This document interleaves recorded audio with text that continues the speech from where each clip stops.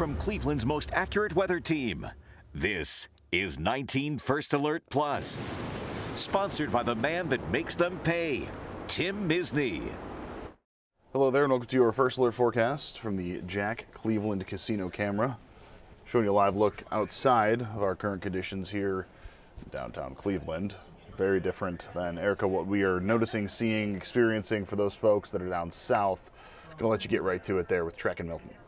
Yeah, so the latest update from the National Hurricane Center came out at the top of the 5 o'clock hour, and that was a complete advisory, meaning we got a new track, new cone, obviously a new position update as well. And basically what we're finding is that the storm is weakening some, which without a doubt is great news because that means less winds in that center of the eye, and wherever that makes landfall, hopefully a little less of an impact. It may not be much, but I mean, we can take anything that we can get pretty much at this point. But really where landfall becomes most critical, other than the wind aspect of who's going to see the strongest core of the winds, it's really where the storm surge is going to be. Basically, right head on as you kind of push that whole massive storm into the land area, basically that onshore push will be where you see the strongest of the surge. And usually that happens basically just to the right of where you're dealing with a lot more of basically that forward motion. One thing I did notice, and I thought this was interesting because we've seen this happen, and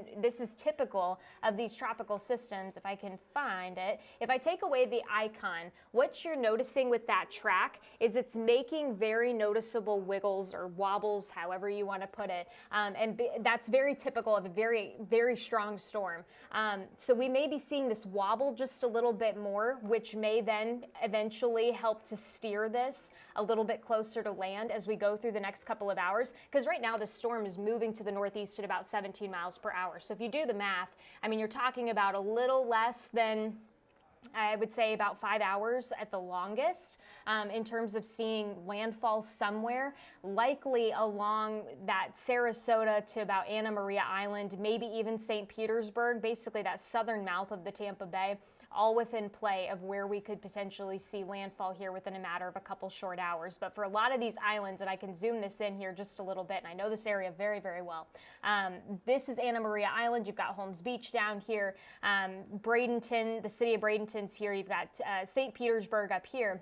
This is basically where you're starting to get the nose of that eye wall eventually moving in. So the worst of the storm is about ready to start from anywhere from basically the Clearwater, St. Petersburg area down towards Sarasota. And as we go through, say, the 8, 9 o'clock hour, we're really going to be, I think, inching closer to landfall officially by that point. So we'll have a lot more for you coming up on First Alert Focus tonight. Highly suggest, if you have any interest in what's going on with the tropics right now, great show to watch at that point. For us here locally, we're not really going to see anything from this system. That's going to stay well to our south. We knew this was going to be the case. Our weather pattern is being dictated by some northwesterly winds, and that's eventually bringing in some much colder temperatures for us. You'll notice that the next couple of days with this very fall-like stretch that we have in place, you'll notice temperatures tomorrow pretty much similar to where we're at today, upper 50s to low 60s. Friday, you get a little bit of a bump in that temperature, but it's going to be very short-lived because once you get into the weekend, we've got some rain chances to talk about. So